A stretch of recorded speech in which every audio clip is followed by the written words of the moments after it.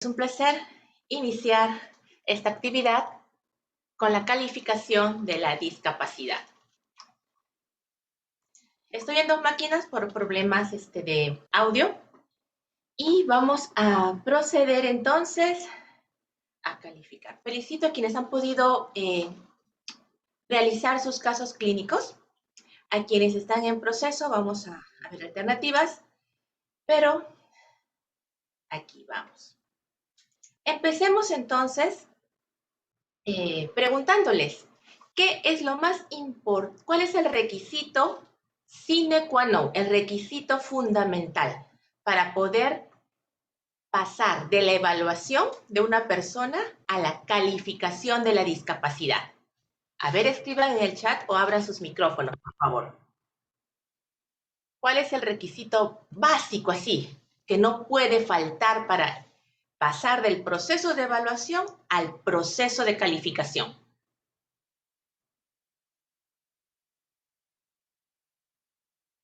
¿Alguna idea?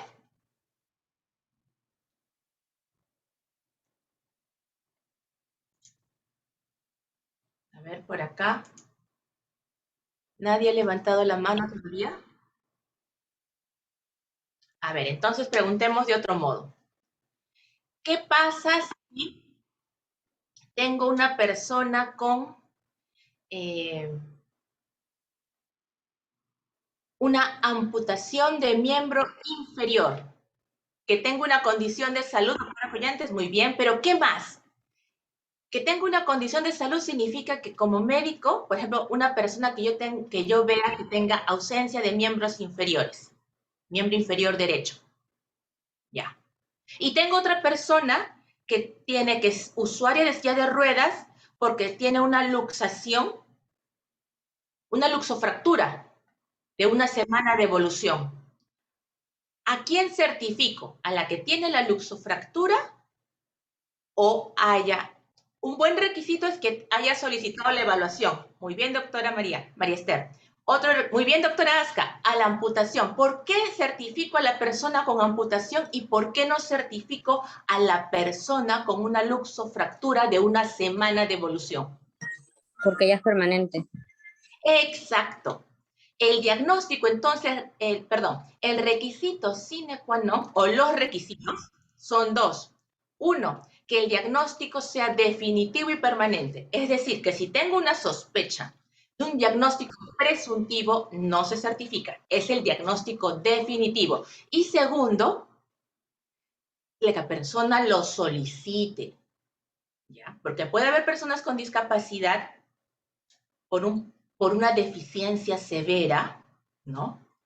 Que no sientan que tengan discapacidad y no requieran ser certificadas, no deseen ser certificadas. Sin embargo, el requisito es que tengan un diagnóstico de daño que le genere una discapacidad. Ahora ya que pasamos a diagnóstico definitivo y permanente, ¿por qué no a la luxofractura? Porque todavía está en proceso de curación. Aún no es permanente y aún hay que dar ciertas características a esa luxofractura. Y pasemos al siguiente punto. Tengo una persona con hipertensión controlada de 5 años de evolución con una cardiopatía hipertensiva. No hay retinopatía hipertensiva, no hay nefropatía. Y tengo una persona con un evento cerebrovascular, porque ha ocurrido durante los 12 meses, estamos todavía en el año que ha ocurrido, o mejor algo más claro, con una secuela de un evento cerebrovascular de 5 años de evolución, debido a una hipertensión arterial también. ¿A cuál de las dos certifico? ¿A la persona que tiene hipertensión o a la persona que tiene una secuela de enfermedad cerebrovascular? Muy bien. Exactamente. Y los dos tienen diagnóstico de daños definitivo. Entonces, ¿por qué no califiqué a la persona que tiene hipertensión arterial si es un diagnóstico de daño definitivo? Tengo sus pruebas, su ecocardio, su electrocardiograma que me indican que tiene una cardiopatía hipertensiva. ¿Por qué? Porque nosotros, luego de definir y establecer el diagnóstico, que incluye en algunos casos el estadiaje de si tiene insuficiencia cardíaca o si tiene retinopatía, etcétera, al pasar a la siguiente etapa, que es la calificación, definimos si nos sale, si tiene discapacidad o no. ¿Y a qué me refiero con esto?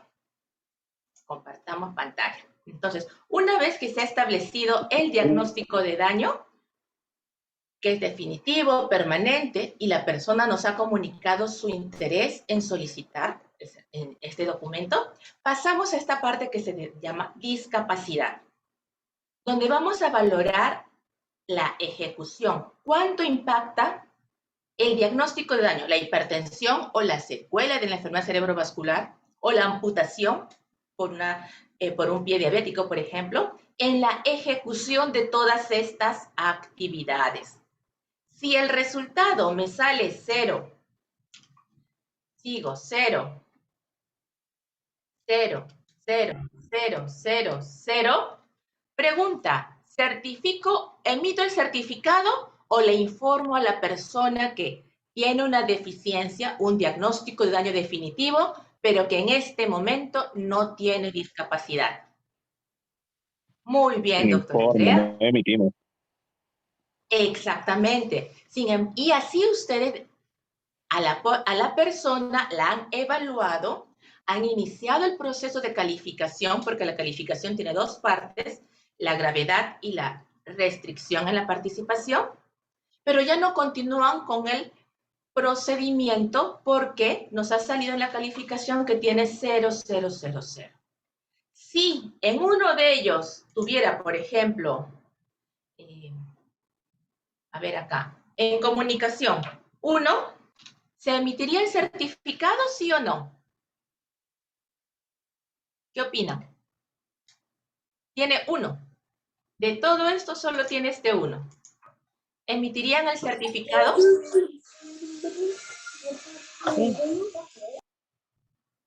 No tengan miedo. Estos son los minutos en que todas las respuestas quedan entre nosotros. A ver, están en el chat de repente. Ya. Bueno, según No esa emite. calificación, tendría una discapacidad leve, ¿no? Y por ende, bueno, finalmente es una discapacidad porque estamos catalogándolo, poniéndole 1. Y si tenemos en cuenta que el certificado, al ser llenado, tomamos el valor máximo que colocamos dentro de la discapacidad para poder valorar gravedad, entonces concluiríamos en que este paciente tendría una discapacidad leve, por lo tanto, entonces correspondería emitirle el certificado. Exactamente. Así tenga 1 en una sola y sea el máximo valor en una de estas actividades, se le emite el certificado. Pero si es 0, como ya mencionaron, no se emite el certificado. Muy bien, entonces pasemos ya que tenemos claro lo del diagnóstico, pasemos a la primera calificación. La primera calificación está en relación partiendo del diagnóstico de daño, ¿cuánto impacta este diagnóstico de daño en la ejecución de estas 7 actividades? Conducta, comunicación, cuidado personal, locomoción, disposición corporal, destreza y situación. Es decir, el diagnóstico por el cual estoy certificando limita la ejecución de estas actividades, sabiendo que conducta está en relación a 2 áreas, conocimientos y comportamiento.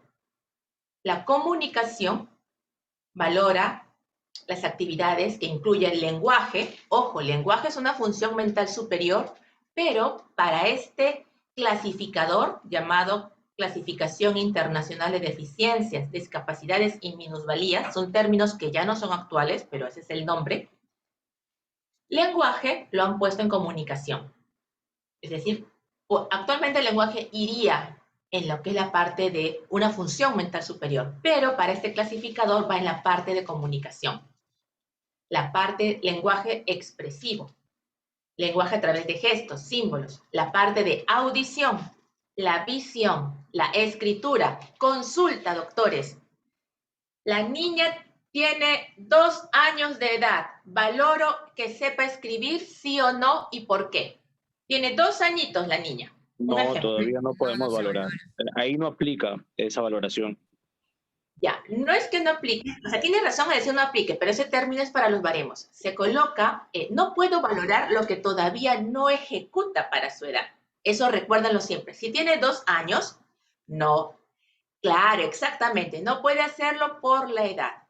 Para escribir, en la parte médica está lista a partir de los 6, 7 años. Y eso que tenemos que tomar información sobre el tipo de educación que está recibiendo. Por ejemplo, aquellos niños que siguen la pedagogía Montessori lo hacen un poco más tarde porque ellos propician, favorecen esta pedagogía el contacto con la naturaleza, la parte sensorial, y una vez que ya dominan la parte sensorial, pasan recién a hacer estas coordinaciones grafomotoras, ojo-mano, por ejemplo. ¿Ya? Entonces, eso recuerden, califico lo que hace para su edad la niña o la persona, ya debe saberlo. Y si la persona es analfabeta, tiene, a ver, digamos, 30 años, una retinopatía por diabetes, ambos ojos, es analfabeta. ¿Valoraré escritura, sí o no?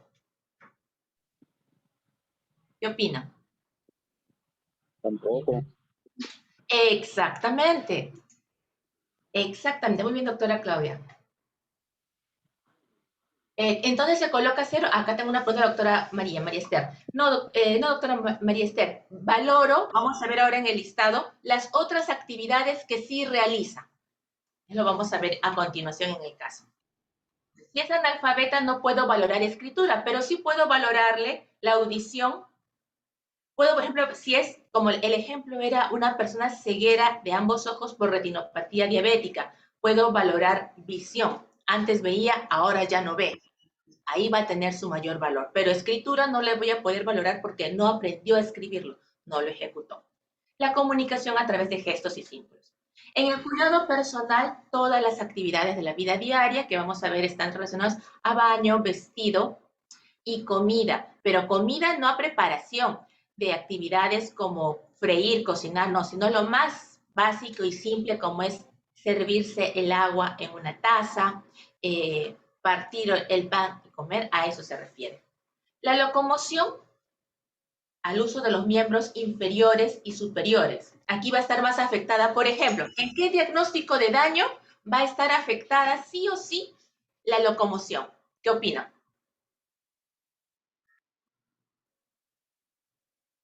Acá tengo una respuesta.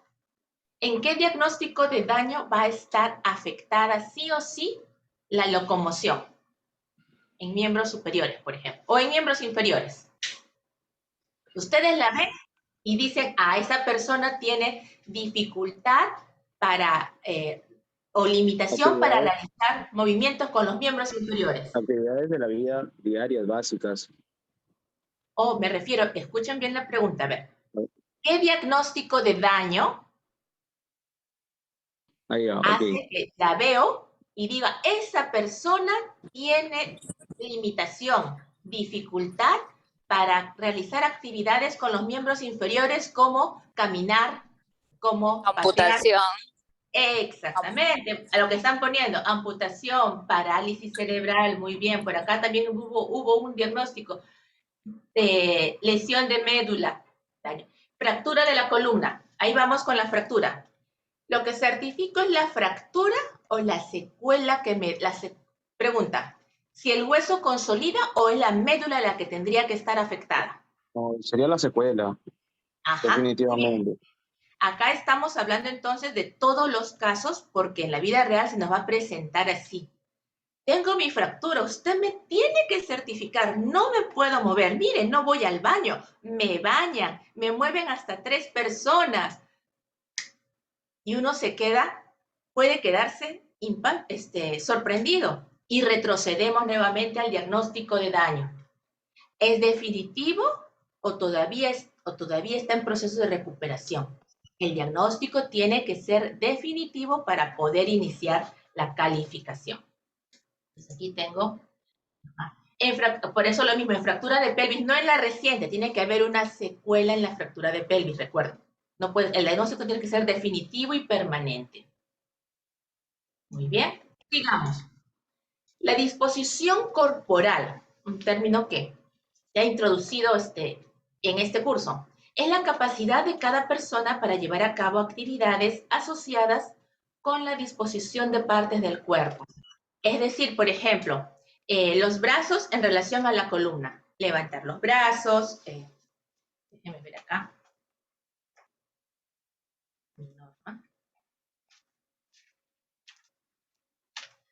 Tenemos alcanzar objetos. La relación de mi columna con los miembros, de los miembros inferiores con la columna, por ejemplo, arrodillarse, agacharse. Eso serían en cuanto a movimientos anatómicos. Actividades funcionales que uno pueda recordar.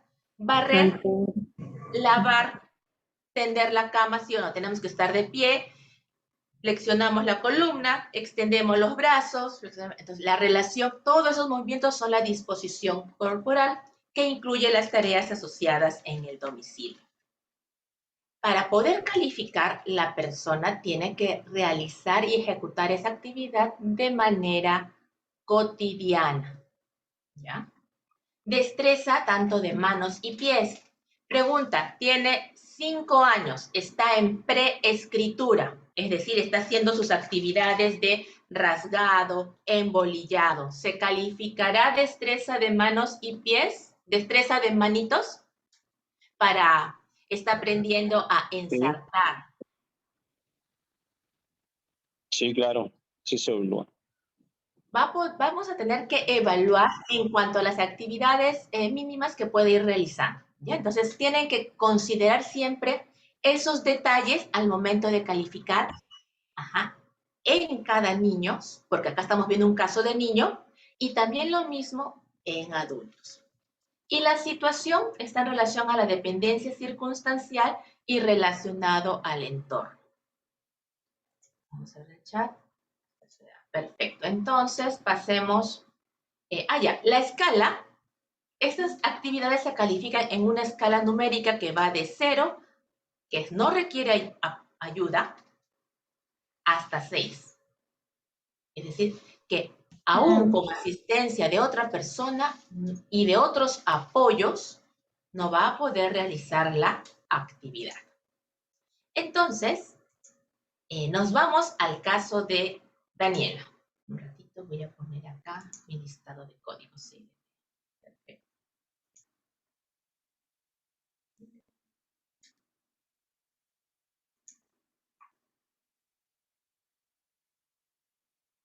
Acá está.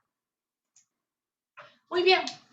Discapacidad de la conducta. ¿Cuál es el diagnóstico de Dan? ¿Por qué diagnóstico estoy certificando a Daniela?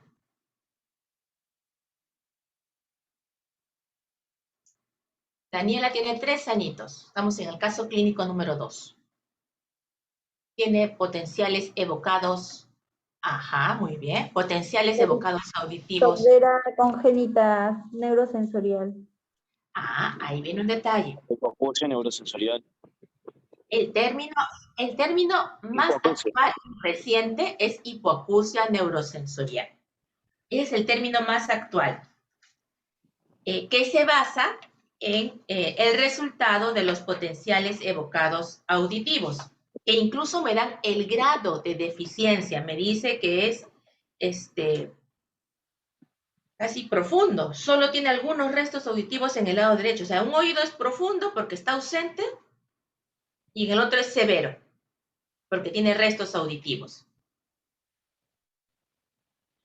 Si este diagnóstico hubiera sido hecho con audiometrías y estuviera en un lugar lejano, donde no, o de repente no hubiera diagnóstico, si tenemos la certeza o la sospecha clínica, puede ir el diagnóstico de sordera. Podría ir. Eso va a depender de dónde esté elaborando el médico y de la información que tenga a la mano. Pero debemos recordar que el Este diagnóstico tiene una prueba Gold Standard, que son los potenciales evocados auditivos, que justo son los que se los han practicado en Daniela. Por la edad, obviamente, no va a colaborar mucho en una audiometría. Y nos determinan este diagnóstico. Con este diagnóstico, y es bilateral, así es. Este diagnóstico, ¿qué diagnóstico diferencial les hace sospechar? A pesar que tengan la prueba Gold Standard. Autismo, ya, es una alternativa. Y lo dice muy bien, ¿no? Porque justo el motivo de la mamá es que no me responde cuando le hablo. Cuando va al nido, no obedece. Hasta la profesora dice, ya, otro diagnóstico. Pero hay un detalle, que se vuelve agresiva. Bueno, también puede ser con autismo. Otro diagnóstico, retraso mental también.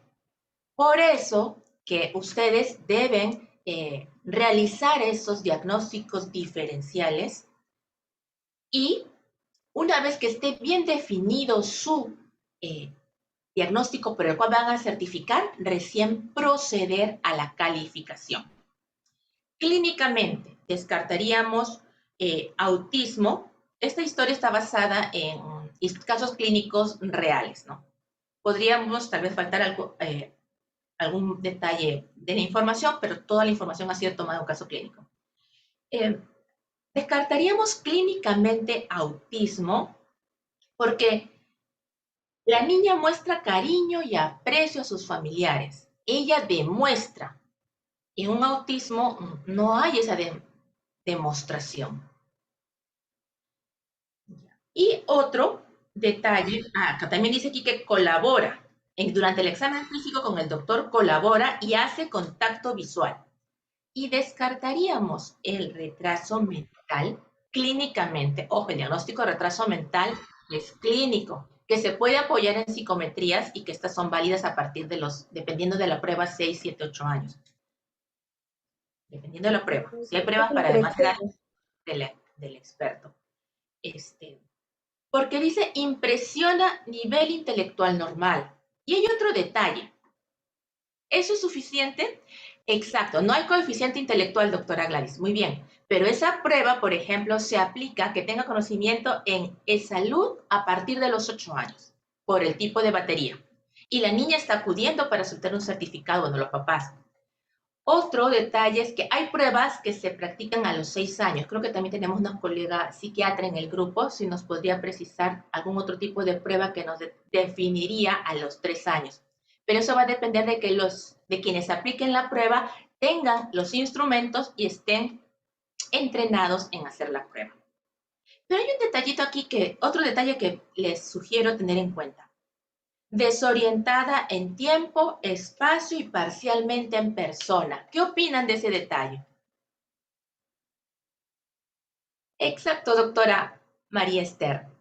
Esta paciente ha pasado por una evaluación o debiera pasar, en la vida real, debiera pasar. O sea, para quienes han considerado retraso mental como diagnóstico diferencial, está muy bien. Por eso este caso es de especialistas, pero lo iniciamos porque nos da pie a esta conversación. Entonces, volviendo al caso, ¿por qué Daniela de 3 añitos está desorientada en tiempo, espacio y parcialmente en persona? Y el médico no ha registrado retraso mental como diagnóstico de daño por el que certificar. ¿Qué opinan? Buenas noches. Le escucho, doctora Ginette. Gracias.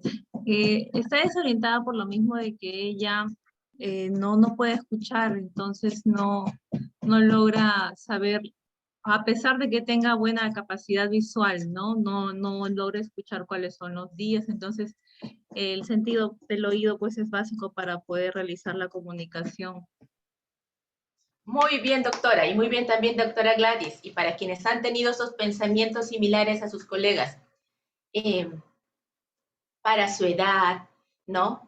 Ella, ¿qué distingue? Y también debemos conocer en el nido si le han enseñado mañana, noche, o solamente día, noche. Entonces, esos detalles son importantes al momento de calificar. Y eso sí lo hemos aprendido en durante la carrera y los podemos hacer acá. Muy bien, entonces, con esos detalles pasamos a calificar únicamente por hipoacusia neurosensorial. La mayor dificultad, en el caso de Daniela, la mayoría acertado, es en sus relaciones interpersonales.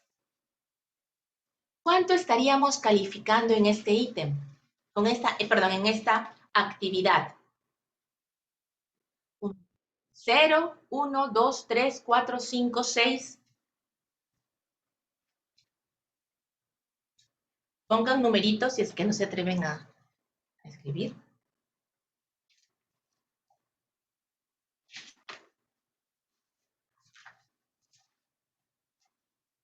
¿Ninguno?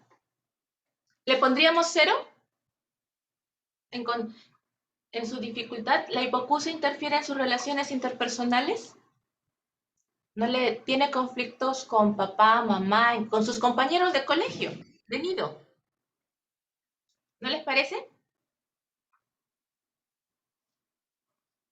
3, ya, ajá, 3.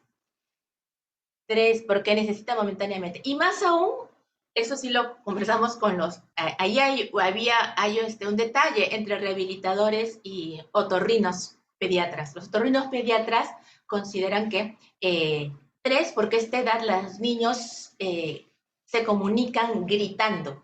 Entonces, parte de un 3. Para los médicos rehabilitadores que están laborando en esta parte de comunicación específicamente, podría llegar hasta un 4. ¿Ya? Pero vemos ahí que hay impacta definitivamente la hipoacusia en las relaciones interpersonales. Y ustedes lo han visto de repente cuando trabajan con personas adultas mayores, la dificultad, hay que elevar un poco el tono de voz. Las personas adultas mayores incluso hablan con un tono de voz más alto que algunos pueden percibir como gritos, y no es así. Simplemente si escucha poco, va a elevar su tono de voz porque está recibiendo ese estímulo y va a devolverlo en una intensidad mayor. Muy bien. En comunicación, ¿cuál es la actividad que no debo calificar en comunicación? No debí marcar en comunicación. Para Daniela, que tiene 3 años y le hemos mencionado. Exactamente, escritura. Lo que sí debo marcar es, sí o sí, escuchar, ¿no es cierto? Es decir, tiene que ir, básico. El problema está en la vía auditiva. Su principal dificultad está en escuchar. Entender el habla también está asociado, pero más a problemas donde, más que en la vía auditiva, también a nivel de corteza cerebral. Por ejemplo, en las afasias sería un ejemplo más adecuado para también marcar esta actividad, ¿no? Listo. En cuidado personal. Ay, ¿cuánto calificaríamos aquí en escuchar? Otra consulta. Primero, escuchar. ¿Cuánto calificaríamos? En comunicación, 3. 3, ya. 4, estaría mejor. 4, ¿por qué? 4 dice, requiere la asistencia de otra persona la mayor parte del tiempo. En el 3 es momentáneo. Recuerden el ejemplo en el 3 de una persona con ceguera que está entrenada en usar el bastón y que para tomar un ómnibus, por ejemplo, sale de su domicilio, se dirige al paradero y se pone de pie en el paradero esperando que otra persona se acerque y le diga, señorita o señor, ¿qué línea, qué carro desea tomar? Deseo tomar la línea número 7. Perfecto. Entonces, la persona que está brindando el apoyo, se detiene unos minutos o varios hasta que venga la línea 7, la para y luego le informa a esta persona con ceguera, señor, ya está acá la línea 7. Le ayuda a poner la mano en el estribo o en la baranda del ómnibus y la persona con discapacidad visual por ceguera Pone la mano, pone el pie, sube, agradece y ya sube. Ese es un apoyo momentáneo. Ese es un 3 para locomoción. Aquí en escuchar, para el caso de Daniela sería 4. Y lo otro que iba a complementar es que si tiene dificultades para escuchar, ¿no sería lógico pensar que también tiene dificultades para hablar? ¿Qué opinan?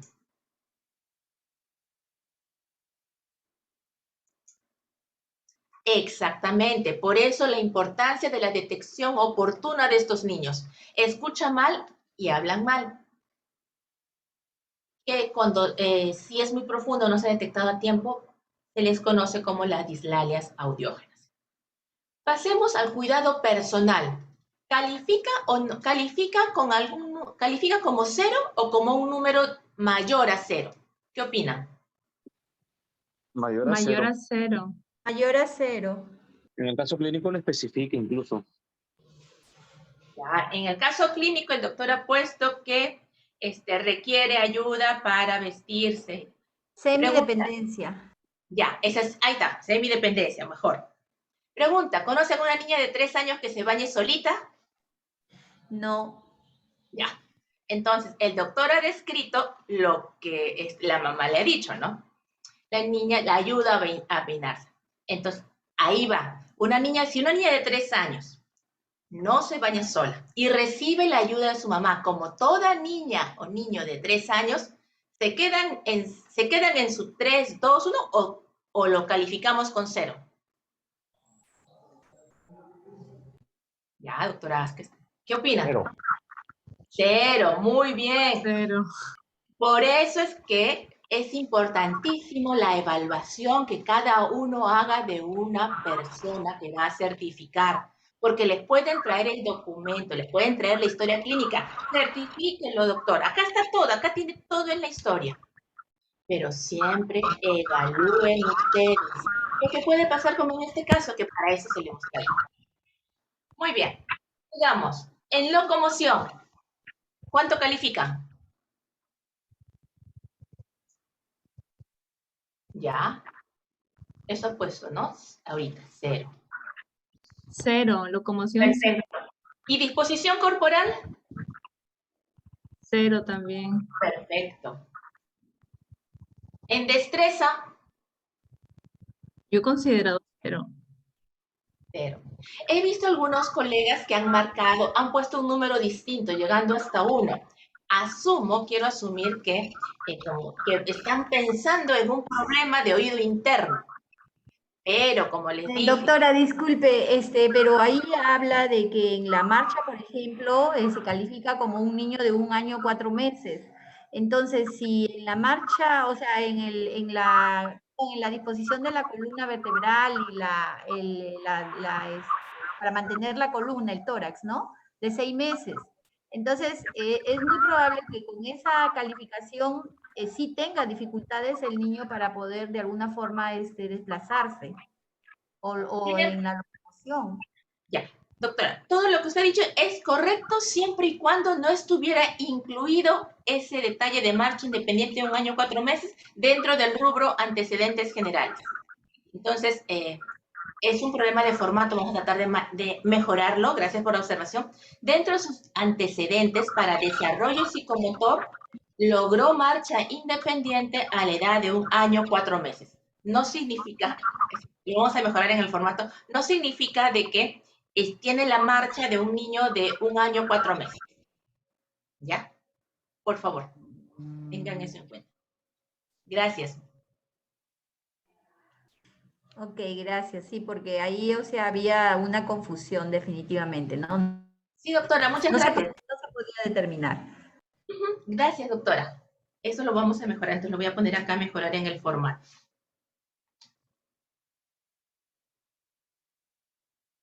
Pero si usted lo que encuentra eso en la vida real con esto, tiene toda la razón en poner una calificación distinta de 0.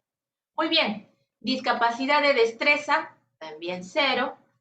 Y en situación, que valora, ya vimos, la dependencia circunstancial de algún producto, como un audífono, como un marcapaso, y cómo el entorno influye en una persona que tenga hipoacusia neurosensorial. ¿Qué estaríamos marcando? Acá.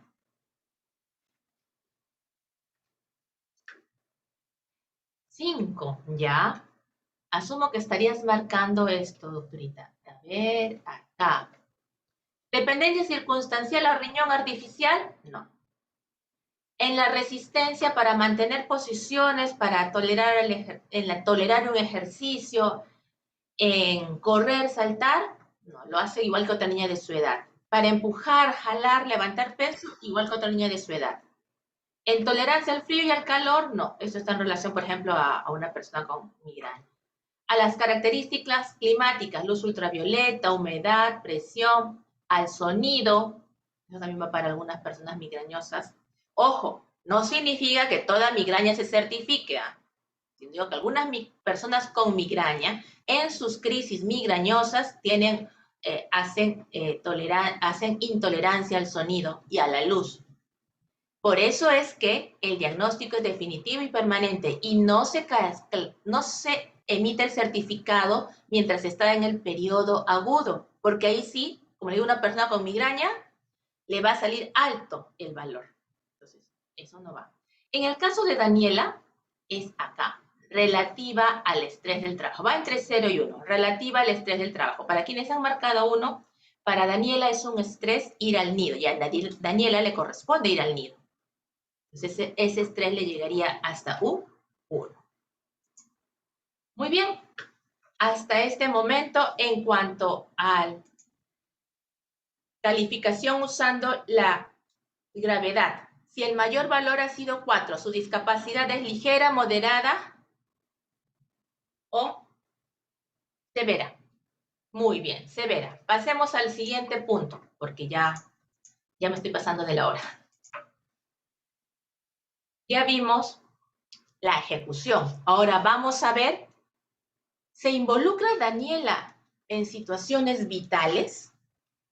Es decir, vamos a virar como 180 grados. Ya vi cómo ejecuta su actividad, es una niña de 3 años con sordera que se llama Daniela. Ahora vamos, al mirar del otro lado es, ¿cómo espero que Daniela con hipoacusia participe en la actividad? ¿Espero que se relacione con sus compañeros? No. Esperaría en situaciones ideales, pero la verdad es que no lo hace. Entonces tiene una restricción en su participación. ¿En qué momento? Exactamente, doctora. ¿En qué momento lo haría? Si, por ejemplo, lo hubiéramos detectado de recién nacida, le hubieran puesto implante coclear, ya estaría ella participando, pero no ha sido así su vida. Actualmente tiene restricción. Entonces, como siempre, partimos del diagnóstico de daño, que nos va a permitir definir qué baremo elegimos. En el caso del grupo que me ha correspondido calificar, todos han acertado han elegido bien el baremo, que es el de 3 a 7 años. El de aprendizaje y aplicación, acá tenemos, se aplica en mayores de 3 años y que tienen comprometidas las funciones mentales superiores. Un ejemplo de un diagnóstico de daño que comprometa funciones mentales superiores distinto del retraso mental en una persona adulta o adulta mayor. ¿Cuál sería un diagnóstico de daño que compromete las funciones mentales superiores? Que comprometa el lenguaje, que no pueda recordar, que confunda las palabras, demencia. Muy bien, no les estoy pidiendo el diagnóstico etiológico, pero todas las demencias entrarían para ser calificadas con este baremo. Sigamos. Acá vemos la escala. Ya no es una escala numérica, es una escala que me dice ligera, moderada, grave y completa. Que al finalizar me va a dar un resultado numérico porque les hemos compartido un Excel y ese valor final me da, me va a decir si su restricción es grave, moderada, ligera o completa. Y hay 2 alternativas adicionales. Ninguna restricción, que tiene un rango de 0 a 4%, que significa que hizo la actividad antes de adquirir la discapacidad y sigue haciéndola de la misma manera actualmente. Por ejemplo, en una persona con un joven de 18 años, nació con todo su cuerpo completo, miembros superiores, inferiores, un accidente, un terremoto, y le cae una viga encima, tiene amputada debajo de la rodilla, el miembro inferior derecho. Han pasado ya, pasan 10 años, logra aceptar su nueva imagen corporal y sigue, él escribía a mano y a computadora antes del terremoto que le produjo esta amputación, y al momento de la actualidad sigue escribiendo a mano y a computadora. Ese es un ejemplo de ninguna restricción para la comunicación usando el tipo de escritura. Antes de la discapacidad, escribía a mano y computadora.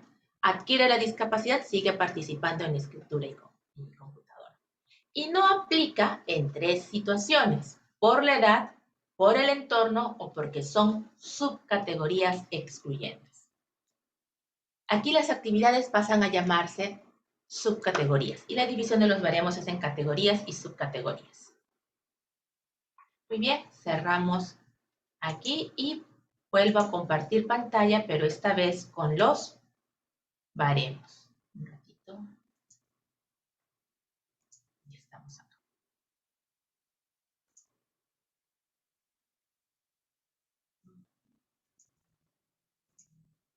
Muy bien. Danielita, 3 años. Si le damos una indicación con la mano, le señalamos su juguete y le señalamos el estante para que guarde su juguete, ¿tendrá alguna restricción o ninguna? ¿Qué opina? Le estoy señalando su juguete y le estoy señalando de juguete y que lo guarde en el estante. No le digo nada, solamente con el gesto. Y Danielita va y lo hace. Ninguna.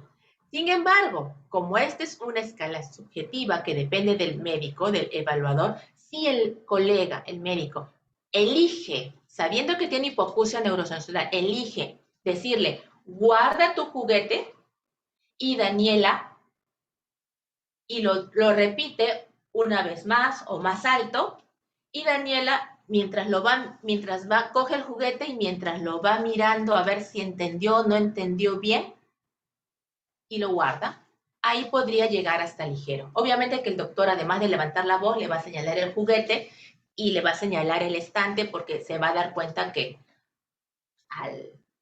una indicación auditiva no va a ser suficiente, va a tener que ser una indicación auditiva complementaria con un movimiento con gestos que le indiquen. Entonces, hasta ahí podríamos llegar a ser ligera. Cosas sencillas como guardar un juguete podría ser. En comunicación, que es el área principal donde tiene dificultades.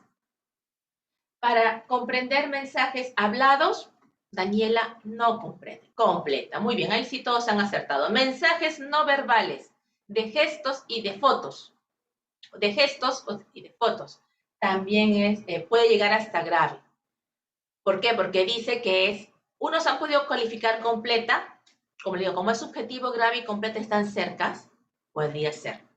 ¿Ya? Ella entiende sí, no, hola, chao. Muy simples. ¿Quién define qué cosa es simple y distorsiona? Es simple, ya es el médico de acuerdo a su experiencia. Lenguaje de signos convencional. Aquí punto claro. Todas las subcategorías de los baremos se llenan. Toditas. Ya no se debe dejar espacio en blanco. Así su valor sea 0. ¿Ya? Pregunta. Lenguaje de signos convencional se refiere al lenguaje de señas. Solo se califica si Daniela lo conociera y lo usa. Exactamente, no aplica. Y en escritos también no aplica, por lo que ustedes ya me han sustentado en los minutos anteriores. Ahora pasemos al dominio de la producción. Seguimos en comunicación, dominio comunicación, categoría producción. Subcategoría hablar. Si escucha mal, me han dicho que habla mal. Yo espero que esta niña, ¿cómo espero que participe? No habla o produce mensajes elementales. Ella va más para los que producen los mensajes elementales en cuanto a la producción. En cuanto a los mensajes no verbales, grave, los básicos que ya mencionamos. Lenguaje de signos convencional y mensajes escritos no aplica. En cuanto a conversar, no logra una conversación. Y estamos hablando de una niña de 3 años que le correspondería hablar. Y esto se debe a que su participación en una conversación está restringida por el problema auditivo que presenta. Y el uso de dispositivos y técnicas de comunicación, aquí sí leyeron bien su baremo, que dice evaluable desde los 5 años. Y Daniela tiene 3, entonces no aplica. En movilidad, ¿tiene alguna restricción o ninguna restricción, Daniela? ¿Qué opinan?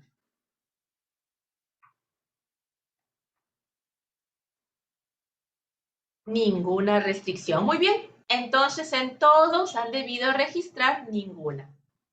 En todas estas actividades. Ella levanta y lleva objetos, obviamente de acuerdo a su edad, mueve objetos con sus miembros inferiores, uso fino de la mano, ella maneja, recoge, manipula sus juguetes, los suelta, moneditas, gira, controles, perillas. Uso de la mano y el brazo sin ninguna restricción. Y ahí pasamos. Desplazarse por el entorno. Significa arrastrarse, trepar, correr y saltar. Y eso hace Daniela sin ninguna restricción. En autocuidado, lavarse. Se califica también cuando la niña ya sepa y domine la actividad, no cuando está en proceso de adquirir. Entonces, Daniela participa en esta actividad. Exactamente, lavarse no aplica. Ella participa, pero todavía está en proceso de aprender esta actividad. Si su mamá le dice levanta los brazos, levanta. Si su mamá le dice baja la cabeza para lavarte el cabello, baja. Participa, pero todavía no lo hace solo, entonces no aplica. Igual es para cuidado de partes del cuerpo. Y miren acá, acá vemos una celda sin letras y totalmente oscura. En estos casos, si al leer la descripción no cae en moderada ni cae en completa, cae en este punto intermedio, grave, pero vemos que no hay nada para calificar, no hay ninguna descripción, por el principio pro homine se pasa a calificar con la descripción de mayor valor, que es completa. ¿Ya? Eso es solo para los próximos casos, no para este. En este caso no aplica. Higiene personal relacionada con los procesos de excreción no aplica porque está, como lo dice la historia, está en proceso de controlar sus esfínteres. Vestirse. Y en comer, ¿será no aplica o ninguna restricción? ¿Qué opinan? En comer y beber. Ninguna sería mejor. Ojo que si tan puesto no aplica, numéricamente vale 0. Pero ya vemos ese detalle en cuanto a la calidad de registro. Muy bien, ahora pasemos a su participación. ¿Cómo esperamos, es una polilla, cómo esperamos que una niña de 3 años con hipoacusia participe en sus interacciones? Sí, pero Daniela lo hace. No lo hace. Justo por ese motivo le están llevando, es el motivo de que la mamá la lleva al médico. La profesora le dice que la niña no interactúa con sus compañeros ni con la profesora. Este es el motivo de conducta, de consulta, una restricción en la participación, que luego de todos los estudios se debió a la hipoacusia. En las básicas, el equipo seleccionó interactúa continuamente con dificultad en regular su expresión. Acá la define como muestra aprecio y consideración, sí, con su núcleo familiar. O cuando hay algo que le interesa. Responde si es apropiado, no, con dificultad lo hacen regular su expresión. Según contexto y sociedad. Si bien estas son descripciones, son aproximadas, no siempre van a ser las precisas para las situaciones en que nos enfrentemos a la vida real. Esto es lo básico, respeto, afecto, aprecio. Lo complejo, ¿cómo es? Cuando esto ya buscamos establecer relaciones, ¿no? Con mis compañeros de clase, con mi maestra, con mis colegas de trabajo. y en regular el comportamiento en las relaciones. Y esto, si era moderado en básico, las complejas pasa a ser grave y algunos podrían considerar hasta completo. Y acá nos habla ahora en forma, estas interacciones, pero ya en forma particular. Relacionarse con extraños. Se relaciona superficialmente. Aquí podría variar de acuerdo al contexto, al entorno, porque hay papás que van a permitir que sus niños interactúen con otros niños, ¿no? Que no conozcan, por ejemplo, en el parque o en un jardín. Pero hay papás que van a ser un poco más protectores. Entonces recuerden siempre tener en cuenta el entorno y la cultura donde se están desarrollando los niños para poder realizar una calificación lo más cercana a la participación de la persona. Sus relaciones formales, que es como su profesor, es completa. No logra establecer. Con sus compañeros también es completa. No juega. Y a esta edad de 3 años justamente la llevamos al nido para que se relacione con otros y aprenda esta interacción de respeta, juega tu turno. Más que aprender, ya la vaya puliendo, porque eso ya lo ha debido aprender antes de los 18 meses. Respeta tu turno y demás. Ahora acá al encontrarse ya con personas que vienen, con niños que vienen de diferentes familias y entornos, va a perfeccionar. Pero en este momento, por la hipoacusia, tiene una restricción en su participación completa. Y en sus relaciones familiares, parte de moderada. Gray mantiene relaciones con la familia nuclear, papá, mamá, el hermanito, describen la historia. Sin embargo, puede haber dificultad con otros familiares. Es la que describe mejor. Y aquí, en áreas principales de la vida, tenemos los ejemplos de las categorías excluyentes. Por ejemplo, no reglada y preescolar. No reglada es que estudia exclusivamente en casa y preescolar es que asiste al nido. Entonces, Daniela asiste al nido, por lo que no reglada es no aplica. Y en preescolar sería moderada. Puede asistir, completa los programas educativos con ayuda terapéutica y dificultad mayor. ¿Cuándo sería completa? Cuando a pesar de tener, por ejemplo, ya tiene su audífono y demás, no la dejan asistir. Teniendo el colegio, también ha recibido terapia, no la dejan, no la inscriben en el colegio. Ahí tenemos un ejemplo de completa. O inclusive si los papás la están llevando, el entorno, los otros papás no permiten que se acerque y amenazan con sacar a la niña, a sus otros hijos de ese colegio. Ahí tiene una restricción completa, no participa. Y preescolar con escolar también son excluyentes porque Daniela no puede ir al colegio y al nido simultáneamente. Entonces, escolares no aplica. Acá dice clarito, asteriscos, son excluyentes una de otra. Ahí estaba la ayuda. Y finalmente, en vida comunitaria, social y cívica, tiempo libre y ocio. Todos tenemos derecho a participar en estas actividades de tiempo libre y ocio que incluyen juego, deportes, arte y cultura, manualidades, aficiones. Daniela participa mínimamente en el juego, manualidades o socializaciones. ¿Por qué mínimamente? Porque mientras el juego sea de ella solita o con su hermanito, va a realizarlo. Pero con otros niños de su edad, tal como está en la historia, no participa. Tiene una restricción en su participación. En cuanto a derechos humanos, tiene una vivienda, está viviendo en un país democrático, en un mundo que se preocupa de la ecología. Hay que tener esperanza en que eso nos va a pasar a nosotros como integrantes del planeta Tierra. Tiene acceso a la salud porque está yendo al médico, acceso a la educación, está yendo al colegio. Entonces, disfruta de derechos humanos con dificultad mayor. La dificultad mayor está en que no puede ejercerlos completamente por el problema auditivo. La vida política y ciudadanía, en este caso por la edad de Daniela, queda solo en si tiene el DNI o no, que es su estatus legal de ciudadano. Y Daniela sí lo tiene, pero igual participa con mínima dificultad o error en su desempeño.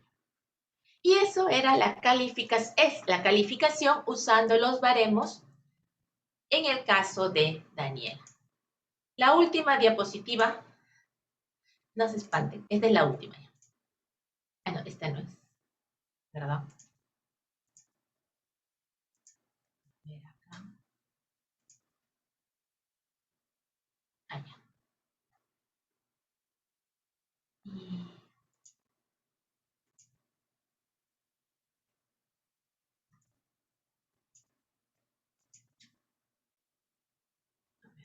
un ratito. Acá está. Ya está. La última diapositiva es esta, que es el resumen de la calificación. Tenemos un diagnóstico de daño que es la hipoacusia neurosensorial.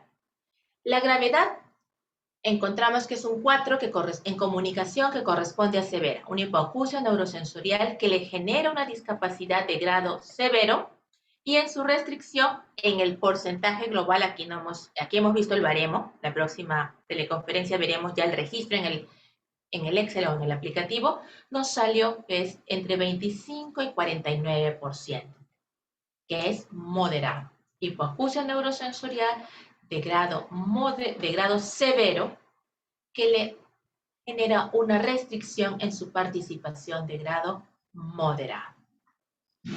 Esa fue la calificación de la discapacidad. ¿Alguna consulta hasta acá? ¿Quedó claro?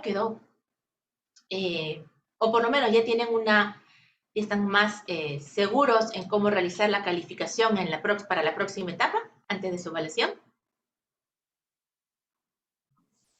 Bueno, es que una cosa es tener de repente alguno de los datos y no tener enfrente al paciente, ¿no? Entonces uno no puede obtener la información de repente que todavía falta, ¿no? Y que nos pueda concluir con un diagnóstico más certero.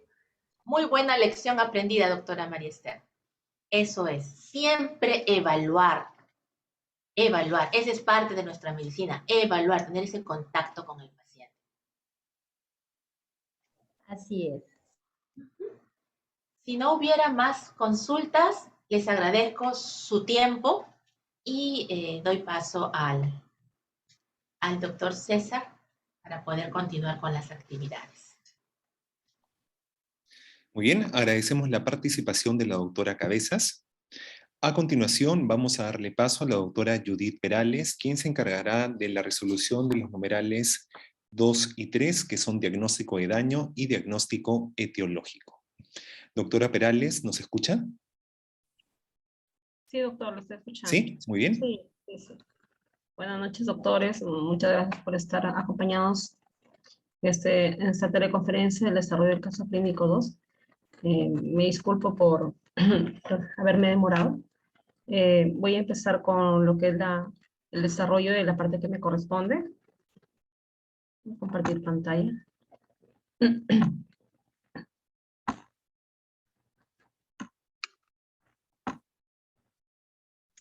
¿Sí me escuchan?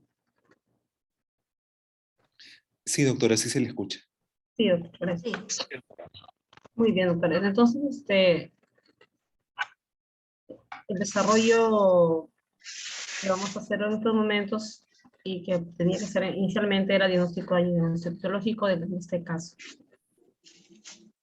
Entonces, para nosotros conocer el diagnóstico de daño, como médicos desarrollamos todos los días en nuestro actuar diario un diagnóstico. Viene un paciente a nosotros, lo evaluamos, realizamos la anamnesis, el examen clínico y terminamos con un diagnóstico. Este diagnóstico puede ser presuntivo o definitivo. En el diagnóstico presuntivo vamos a necesitar algunas ayudas auxiliares, exámenes o interconsultas a otras especialidades con la finalidad de encontrar el diagnóstico definitivo, ¿no es cierto?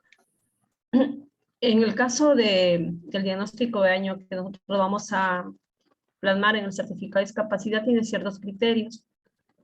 Debemos tenerlo en cuenta para que nosotros hagamos un buen llenado del certificado, ¿ya?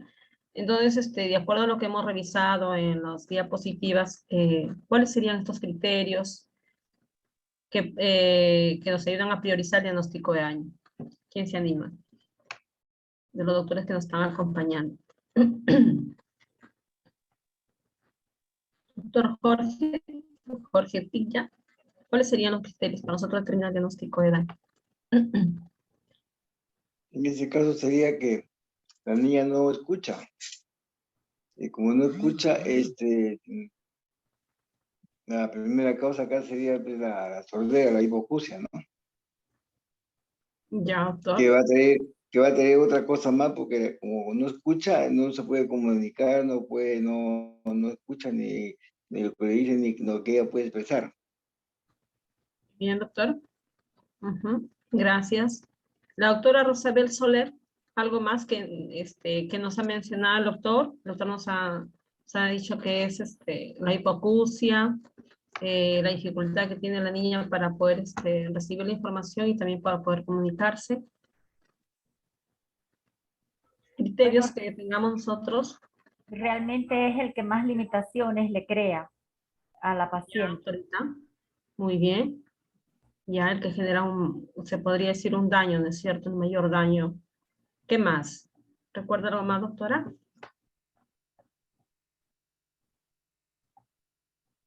La doctora Ginette Jocelyn, ¿algo más adicional a lo que nos han dicho los doctores? Afecta sus actividades de vida diaria, ya que no puede desenvolverse igual que las otras personas y no puede utilizar los mismos recursos que otras personas, ¿no? Ese también sería un criterio. Ese diagnóstico de daño me está mencionando que va a generar limitaciones en su actividad, es lo que está mencionando, doctora. Muy bien. Bien. ¿Algo más? ¿Alguien más? Doctora Gabriela. Más gastos. Muy bien, doctor. Es la deficiencia diagnóstico que genera mayor gasto de recursos. Excelente. Muy bien, entonces con estos, los aportes de los doctores,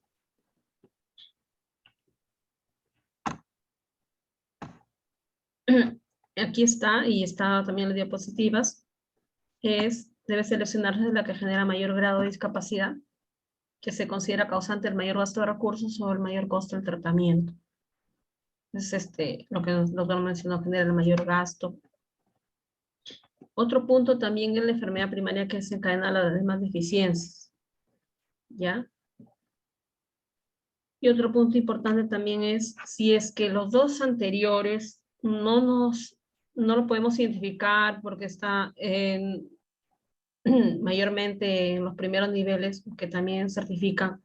No tenemos los exámenes que nos ayuden a determinar con mayor precisión nuestro diagnóstico. Podríamos llegar, pero ese es en el último de los casos en el síntoma principal o hallazgo normal, o el problema más importante como afección principal. Pero por ejemplo, en nosotros, o en estos momentos los que estamos en hospitales o en nivel 2 o 3,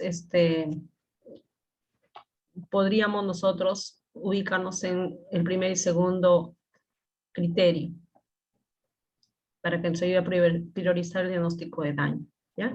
Entonces debemos recordar esto, que genere mayor gasto de recursos, el mayor costo del tratamiento, el mayor grado de limitación, mayor grado de discapacidad, y la enfermedad primaria que desencadena las demás deficiencias. Esto de aquí, un segundo ítem, lo vamos a ver, y vamos a precisarlo más en los casos que vienen posteriormente.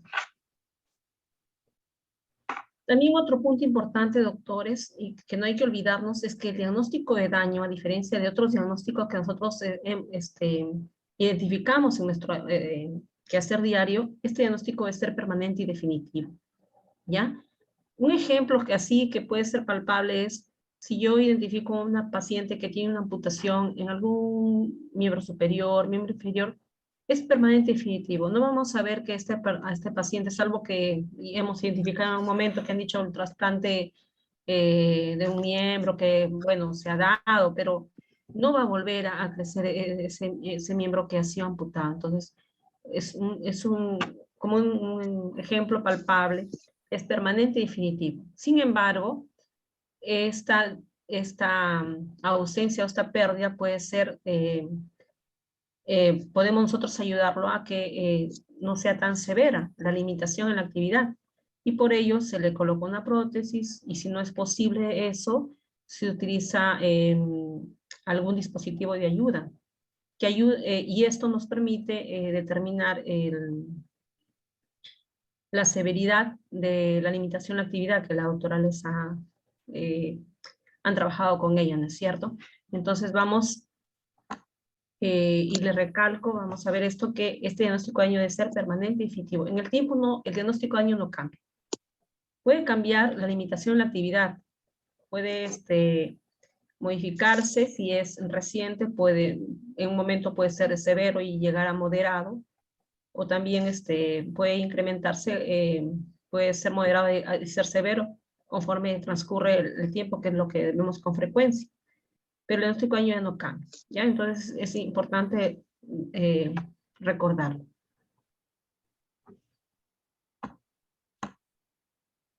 Ya revisando el caso clínico y los datos que ustedes nos han brindado, muchas gracias, doctores, por desarrollar el caso, por enviarnos su caso, porque a nosotros eso también nos ayuda.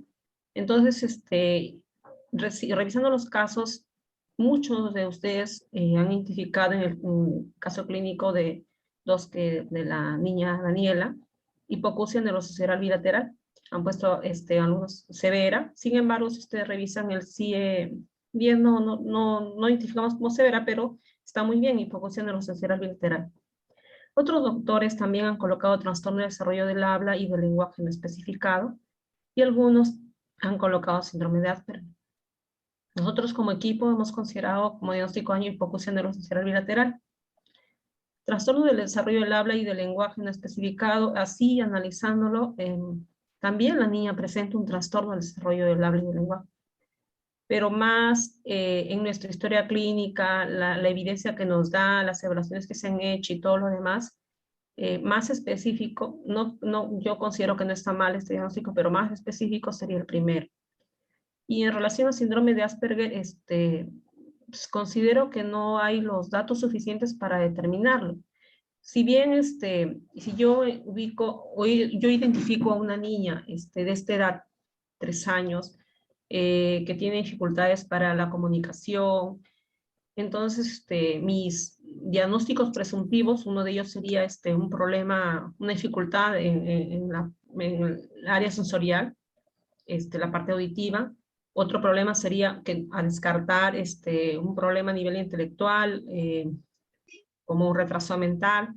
Otro diagnóstico que podría descartar también sería un problema a nivel conductual, comunicacional, como el autismo, que es un diagnóstico bien amplio que abarca varias cosas, pero ese sería una primera evaluación que yo haría, y sería descartar todos esos diagnósticos presuntivos. Sin embargo, ya en la historia que nosotros estamos brindando, ya va hacia uno de ellos, ¿no es cierto? Y ya hay una evaluación que define nuestro diagnóstico. Entonces, pero si yo por primera vez veo a una niña, a una niña mayor, identifico que hay dificultades en ese sentido, entonces me orientaría a esos diagnósticos presuntivos que le estoy mencionando, o capaz ustedes también podrían identificar algunos más.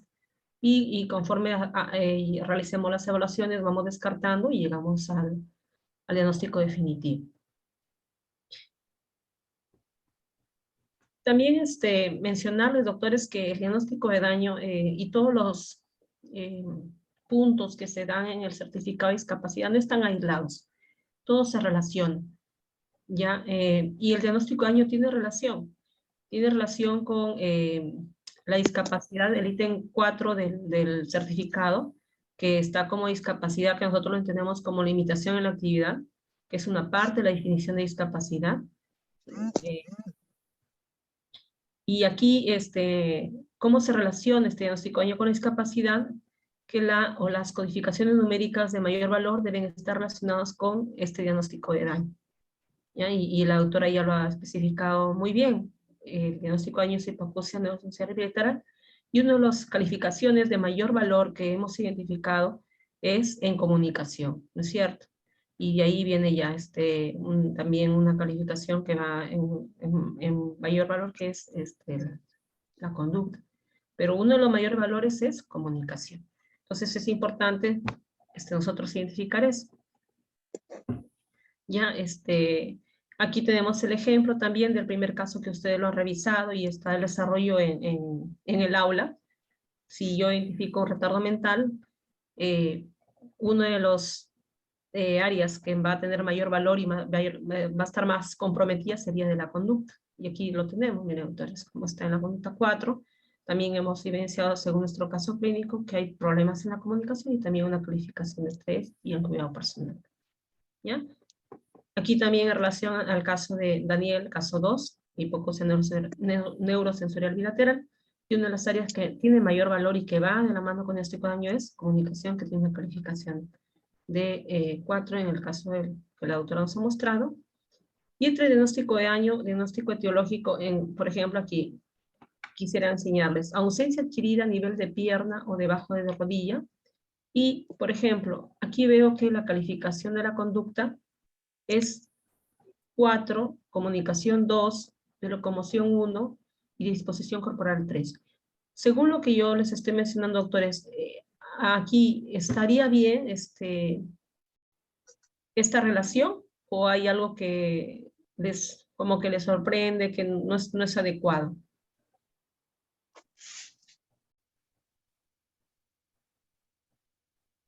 Si yo veo que el diagnóstico de daño está orientado a un problema a nivel motor, ya hay una ausencia de un miembro, y veo que en locomoción califico 1, sin embargo en la conducta califico 4, que es lo primero que estoy viendo. Estaría esto que les estoy mencionando, que debe existir una relación entre diagnóstico de daño, y discapacidad o limitación en la actividad. ¿Está correcto? Si yo veo un certificado así, o hay algo que no está adecuado? La locomoción. Claro, y locomoción, ¿cuánto sería, doctor? ¿De cuánto partiríamos? ¿Cuánto sería ahí? Si es una ausencia adquirida a nivel de pierna o debajo de rodilla. Una persona que tiene una amputación, ¿cuánto normalmente, qué es lo que vemos que, con cuánto yo lo calificaría? ¿Qué evidencio en una persona que tiene este diagnóstico? ¿Camina sola o utiliza algún dispositivo? Con frecuencia vemos que utiliza algún dispositivo.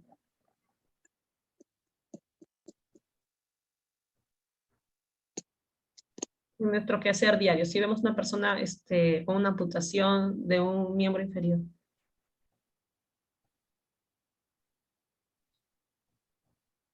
Utiliza una muleta, utiliza una prótesis, una silla de ruedas. Y si utiliza esos dispositivos, ¿cuánto es la calificación que debería estar acá? 2. ¿Cómo? 6. 6. En la 6 dice, la actividad no se puede realizar o mantener aún con asistencia personal. O sea, la 6 es de mayor gravedad. Es donde la actividad no se puede hacer. La persona no se puede desplazar, no podría estar postrada en cama, no podría hacer esa actividad. Es un 6. Si yo digo que la persona está utilizando un dispositivo de ayuda, realice, le mantiene la actividad solo con dispositivo de ayuda, ¿cuánto yo estoy calificando ahí? ¿Con cuánto inicio yo? ¿Con un 0? ¿Con un 1? ¿Con un 2? ¿Con un 3? ¿Con un 2? Muy bien, doctor. Esa es la relación que debe existir y lo que yo tengo que identificar, y en el ejercicio que ustedes van a hacer en los casos clínicos, hacer eso. Entonces yo ya, y yo veo un certificado, ya identifico con cuánto voy a iniciar o cómo voy a calificar. Sin embargo, aquí de la locomoción es 1. Entonces, como que aquí no hay relación, lo que les estoy mencionando, que el diagnóstico de daño tiene que estar relacionado con el otro ítem que es discapacidad. Y mire, doctores, en de la conducta tienen 4, miren. Sin embargo, aquí no me dice nada. En el diagnóstico de daño no me dice nada. No, solamente me dice que hay un problema a nivel motor, pero no me está mencionando un problema a nivel de funciones mentales superiores. Entonces parece que aquí ha faltado alguna evaluación adicional o se han equivocado en la calificación. Entonces, por eso esto de aquí nos da a conocer que hay algún error en este certificado. Debe existir siempre una relación entre el diagnóstico de daño y la calificación de la discapacidad. Y eso debe, o sea, el diagnóstico de daño mayormente aquí se plasma con uno de los mayores valores que debe estar aquí en el área correspondiente. Por ejemplo, si es ausencia adquirida a nivel de pierna o de baja rodilla, hemos visto que en locomoción mínimo debería calificarse con un 2 y no con un 1, y en conducta no debería tener un 4.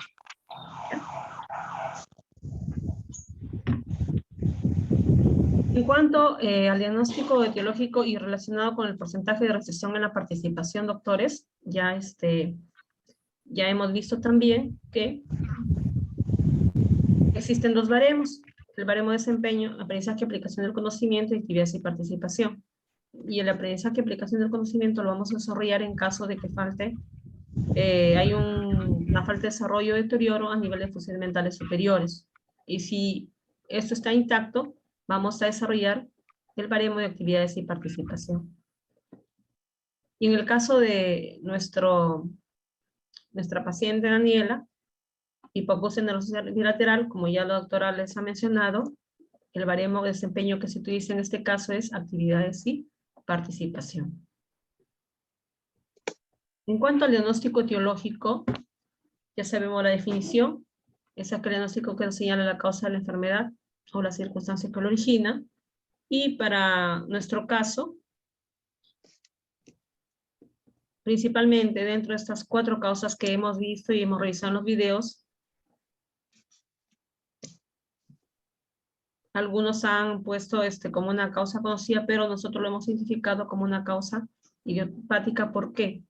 Porque si bien algunos han colocado historia familiar de sordera o pérdida de la audición, que podríamos nosotros colocar este diagnóstico, pero si fuera la consanguinidad de 2º grado y no de 3º, como está en la historia clínica, hemos considerado hipoacusia neurosis bilateral. Repetir el diagnóstico de daño en el diagnóstico etiológico. Otros médicos han colocado sordera congénita, que tampoco está mal. Y sí, también sería otro diagnóstico que podríamos nosotros colocar en nuestro certificado. Ahí estoy finalizando. Si habría una consulta en relación al diagnóstico de daño y diagnóstico etiológico, doctores.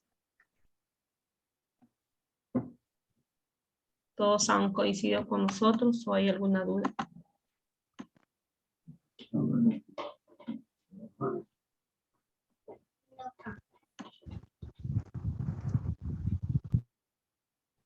¿Alguna consulta, doctores?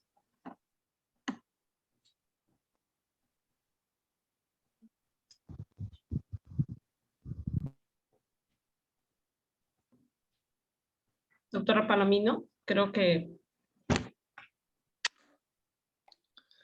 Muy bien, entonces, en todo caso, si es que no hay ninguna consulta o duda de parte de los participantes, agradecemos la participación de la doctora Perales.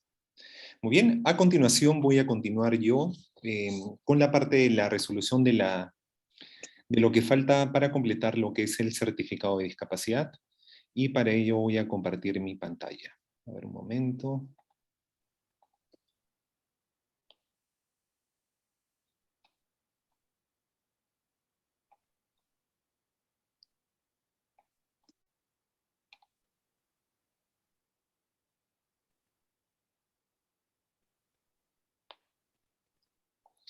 Muy bien, entonces vamos a continuar con lo que es la resolución del caso clínico número 2, y la parte que me toca a mí desarrollar el día de hoy es el numeral número 6, que son requerimiento de productos de apoyo y o personales, el numeral número 8, que son observaciones y o recomendaciones, y por último lo que es la vigencia. Muy bien, vamos a hacer un poco de recordaris con respecto a los ítems que nos toca tratar el día de hoy. Con respecto al ítem número 6, que es el requerimiento de productos de apoyo y o personales, toda esta información está en lo que es la norma técnica de salud número 127, que es la norma técnica de salud para la evaluación, calificación y certificación de la persona con discapacidad. Específicamente en lo que es el anexo número 3, que es el instructivo para el llenado del certificado de discapacidad, que se encuentra tanto en las páginas 18, 19 y 20. Y específicamente en la página 19, menciona lo que son los requerimientos de producto de apoyo y o personales, que los divide en dos grupos, ¿no? Tanto los de apoyo y personales, ¿no? Entonces, nosotros lo que sugerimos es que antes de que ustedes puedan llenar este numeral 6 de requerimiento de productos de apoyo y o personales, ustedes puedan hacer la verificación en la norma técnica de salud número 127, y específicamente en la página 19, ¿no? Ahí menciona cada uno de los productos de apoyo y o personales y describe cuáles son los elementos que constituyen cada uno de ellos. Como recomendaciones generales, se puede marcar más de una opción. Lo otro también es que lo que nosotros coloquemos en este numeral tiene que estar relacionado con lo que se coloque en el numeral número 4 de discapacidad, se tenga o no el producto de apoyo. Y lo último también es que para que nosotros marquemos dependencia de otra persona, solo se registra si nosotros colocamos una codificación numérica de 4, 5 o 6 en alguno de los ítems correspondientes al numeral 4 de discapacidad. Muy bien, habiendo dicho esto, vamos a aperturar micrófonos para escuchar cuáles han sido las respuestas que ustedes han colocado. Muy bien, vamos a darle paso entonces al doctor Jorge Tigya. Doctor Tigya, ¿nos escucha? Sí. Sí, doctor, buenas. En el caso de Daniela, ¿qué fue lo que usted colocó como producto de apoyo y o personal y por qué? Que la niña requiere un aparatito para solucionar su problema, ¿no? Que se llama me olvidé.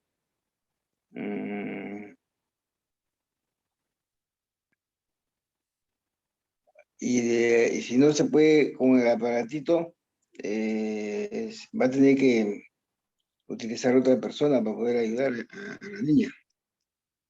Muy bien. Cuando usted se refiere al aparatito, ¿a qué aparatito se refiere? Es un aparatito que se pone en el oído para solucionar el problema de la discapacidad.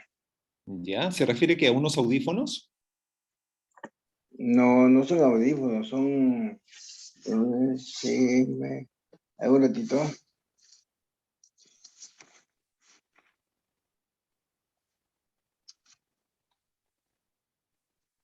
Un aparatito que utiliza los otorrinos para solucionar el problema de la discapacidad neurosensorial. ¿Ya? ¿Se refiere que a un implante? Ah, exacto, un implante. Perfecto, ¿no? ya. Y en el caso, por ejemplo, requerir este implante, ¿qué marcaría usted en producto de apoyo y o personal? Ya va a necesitar apoyo económico la niña, porque esos aparatitos son muy costosos. Sí, pero ¿cuál marcaría usted? Tiene que marcar alguno de los cuadraditos que están aquí en la figura. ¿Dónde marcaría usted por el implante coclear? Otro producto de apoyo. Otros productos de apoyo. Muy bien, perfecto. Vamos a darle paso a otro médico. Vamos a darle paso al doctor Grullón. Doctor Grullón, por favor, aperture su micrófono. Soy doctora. Ah, doctora. ¿Cómo está, doctora? Cuéntenos, ¿qué ha marcado usted como producto de apoyo y o personal? Para la comunicación, información y señalización y dependencia de otra persona. Perfecto. ¿Por qué marcó usted para comunicación, información y señalización? Porque necesitaría un audífono. Muy bien. ¿Y por qué marcó usted dependencia de otra persona? Bueno, porque en el caso de Daniela, como ella todavía no ha llevado ninguna instrucción en lenguaje de señas ni nada, necesita por el momento el apoyo de los adultos para que se pueda comunicar. Perfecto. Una última pregunta. ¿Cuál fue la codificación numérica mayor que usted colocó en lo que es el numeral 4 de discapacidad? A ver si me acuerdo.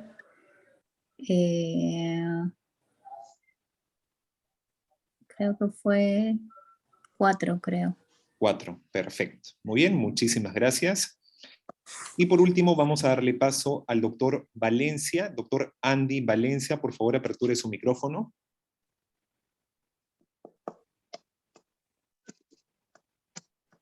Doctor Andy Valencia.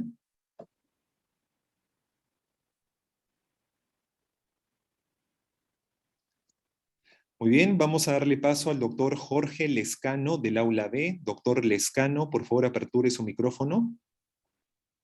¿Qué tal? Buenas noches. ¿Cómo está, doctor? Buenas noches. De la misma forma, doctor, ¿qué fue lo que usted marcó como requerimiento de producto de apoyo y o personal en el caso de Daniela? En mi caso, concuerdo con mi colega, yo marqué lo que vendría a ser para la comunicación, información y señalización, en cuanto a lo que vendría a ser utilización de audífonos y posteriormente podría ser candidata a un implante coclear. Muy bien. Y en cuanto a lo que es dependencia de otra persona, ya que lo que indica la norma técnica, bueno, en mi caso, el grado de discapacidad en el ítem 4 fue un nivel 4, o sea, fue una discapacidad severa. Por lo tanto, yo marqué este ítem, ¿no? Dependencia de otra persona. Perfecto. Ok, muchísimas gracias. Entonces, efectivamente, como han mencionado los colegas, en el caso de Daniela, nosotros marcaríamos en lo que son requerimientos de producto de apoyo y o personales, 2 ítems. Marcaríamos tanto para comunicación, información y señalización, y marcaríamos también lo que es dependencia de otra persona. Si me guío específicamente en lo que dice la página 19, dice, para comunicación, información y señalización, dice, como ayudas ópticas, audífonos, adaptaciones para teléfonos o computadoras, ¿no?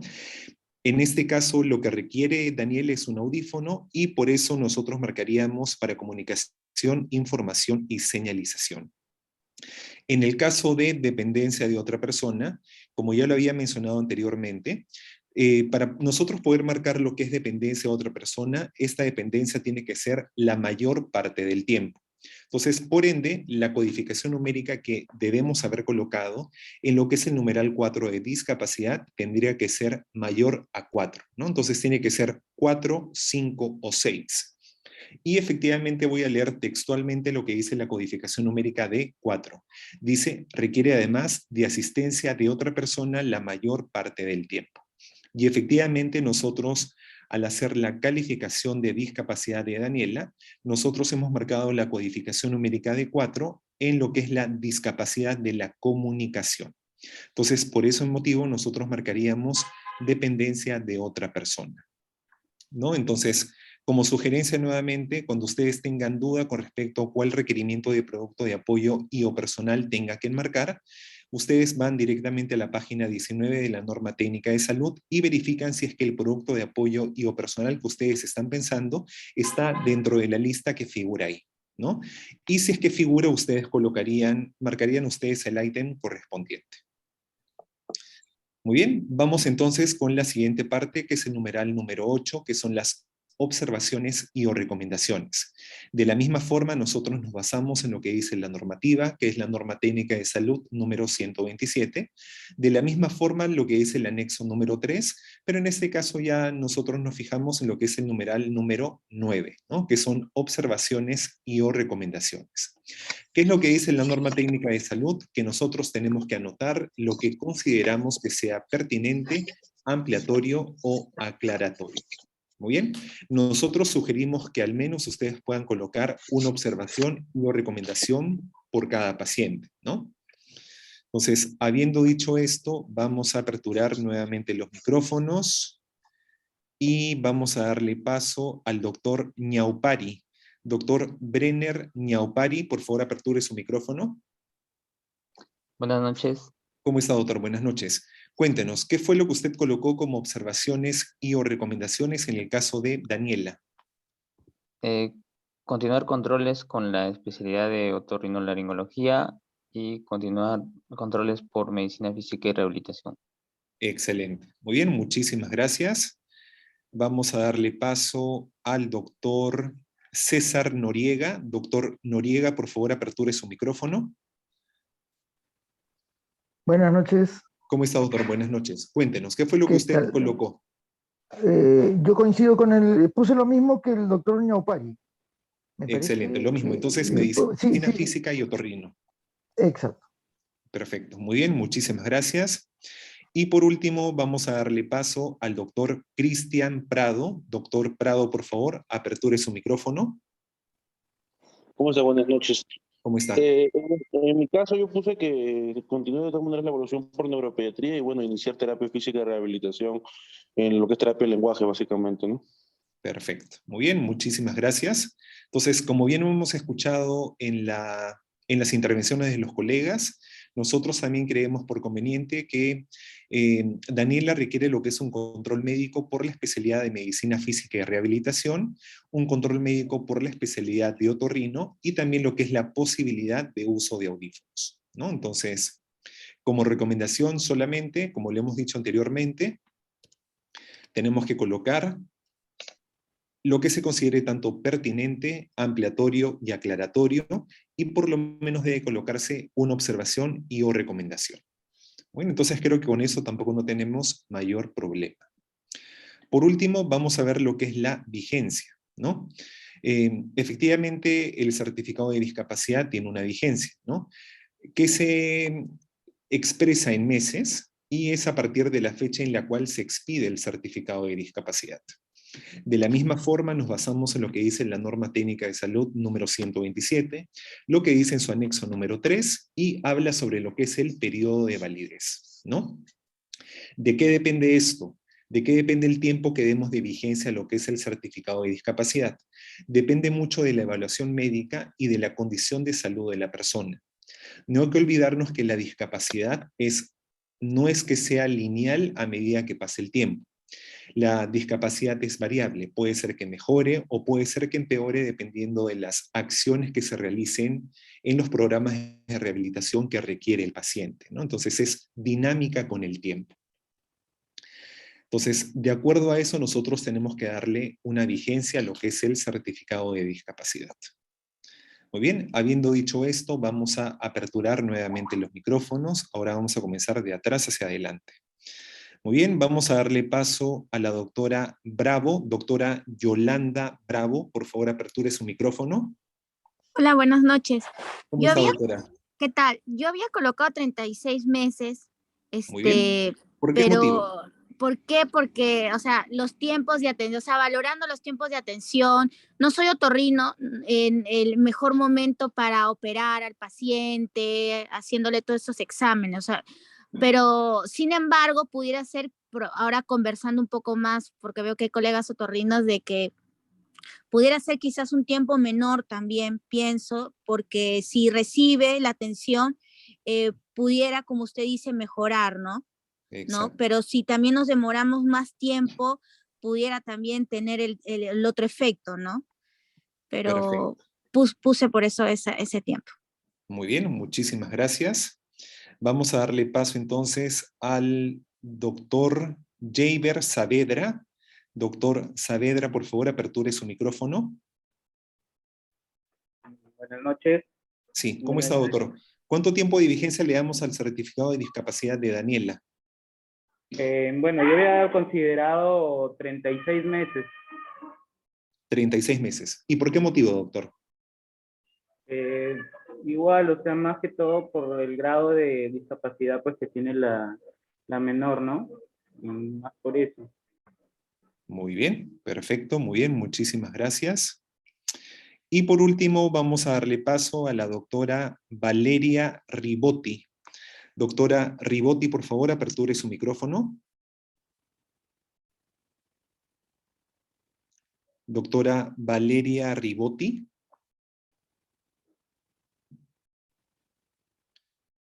A A ver, vamos a darle paso. Buenas noches. Sí, ¿cómo está, doctora? Buenas noches. Doctora, ¿cuánto tiempo de vigencia le damos al certificado de discapacidad? Bueno, creo que sí, 36 meses. ¿Ya? ¿Por qué motivo? Bueno, porque, bueno, eso está dependiendo de la evaluación, pues, ¿no? Del especialista, que se puede volver a reevaluar cuando ya ella sea capaz de realizar otro tipo de actividades, ¿no? De poder ser evaluada de distinta forma, porque como ahora está pequeña todavía. Muy bien, perfecto. Muy bien, muchísimas gracias. Entonces, efectivamente nosotros también, según el caso clínico del paciente, según la edad del paciente, nosotros tenemos que también ver si, por ejemplo, el paciente cuenta con el apoyo requerido, por ejemplo, para que pueda ir a las consultas médicas. Tenemos que ver si es un paciente que es de ciudad, si es un paciente que es de provincia, ¿no? De repente que tiene un poco de dificultad para acceder a lo que es el sistema de salud. De repente ver también si es un paciente que cuenta con algún seguro médico, ¿no? Entonces son bastantes factores que tenemos que nosotros determinar para poder dar lo que es el tiempo de vigencia, ¿no? Y como lo dije anteriormente, esto depende mucho del criterio médico, ¿no? Depende mucho de la evaluación del médico. Entonces nosotros creemos que un tiempo considerable podría ser entre 12 y 24 meses, ¿no? Esto no quiere decir que los médicos que han colocado 36 meses esté mal, ¿no? Ya, como les dije anteriormente, depende mucho del criterio médico, ¿no?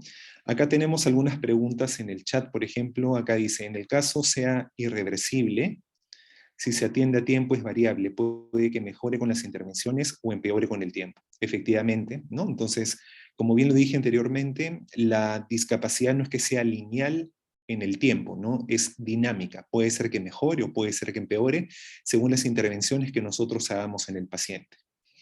Acá han puesto otro comentario, dice, se puede considerar 12 meses para una nueva posible evaluación para determinar avances o logros de terapias. Efectivamente, totalmente de acuerdo. Se le puede dar 24 meses por la edad y también ver su entorno familiar, las posibilidades económicas para adquirir los audífonos. Efectivamente. Entonces, creo que con esto ya hemos finalizado por completo lo que es el certificado de discapacidad. Y vamos a aperturar, antes de terminar la teleconferencia, nuevamente los micrófonos, para que en el caso tengan alguna duda o consulta, lo puedan efectuar en estos momentos, tanto a la doctora Cabezas, que fue la primera ponente, a la doctora Perales, que fue la segunda ponente, o a mi persona, que fui el tercer ponente, ¿no? Nosotros creemos que es importante este tipo de teleconferencias sincrónicas para que ustedes puedan ver lo que es el desarrollo del caso clínico y podamos tener una interacción con ustedes, ¿no? Para que ustedes puedan resolver en vivo y en directo las dudas e interrogantes con respecto al llenado del certificado de discapacidad. Muy bien, entonces nuevamente aperturamos los micrófonos. En el caso alguno de los doctores quiera conversar, de repente levantamos el brazo, o en el caso tengan dificultad para aperturar sus micrófonos, de repente podemos conversar mediante el chat. Muy bien, para lo cual daremos algunos minutos.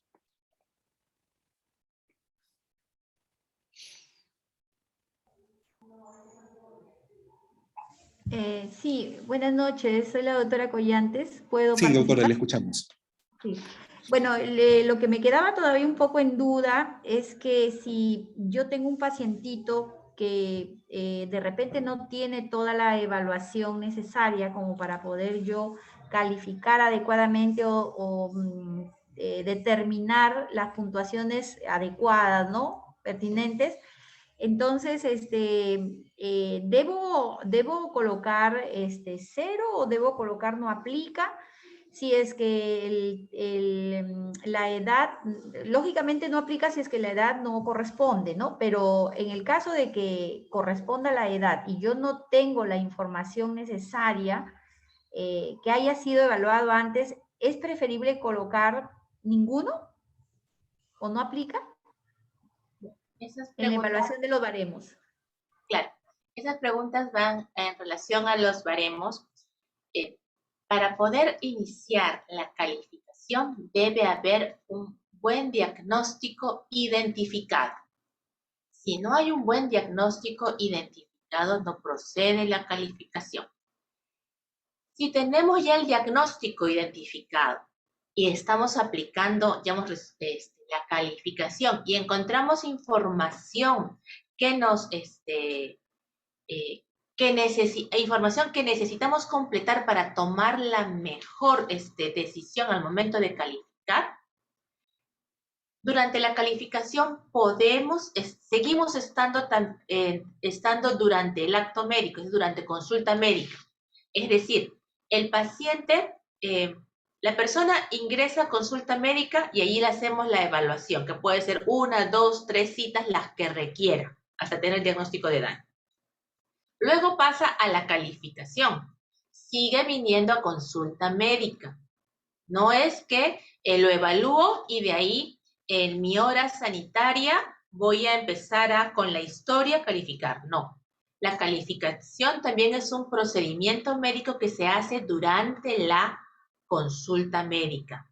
Solamente el registro de la información en el aplicativo EasySCAP Web se hace en las horas sanitarias, cuando ya tienen todo. O sea, es decir, les hemos estado dando el Excel para que ustedes lo tengan y ahí vayan registrando en sus baremos. Y eso lo hacen durante la consulta médica. Si les falta un dato, consulten.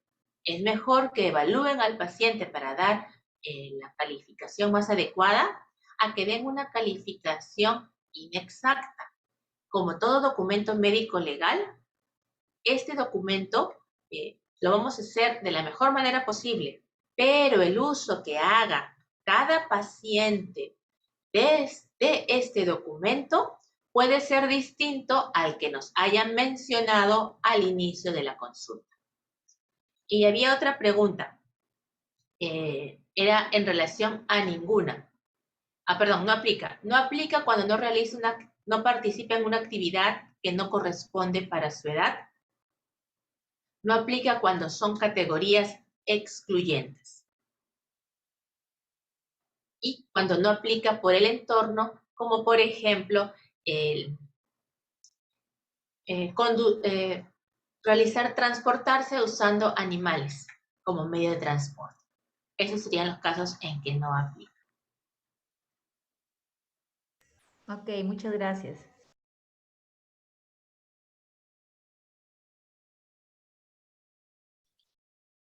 Muy bien, entonces, siendo ya ahorita las 9:48, damos por concluida la teleconferencia de esta noche.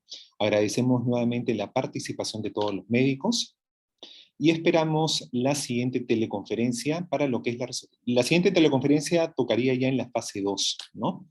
Donde vamos a resolver los siguientes casos clínicos, ¿no? Entonces, agradecemos nuevamente la participación, sabemos que es un horario un poco complicado, pero creemos que es conveniente tener estas teleconferencias de forma sincrónica. Entonces, que tengan todos ustedes buenas noches y nos estaremos viendo en una próxima oportunidad.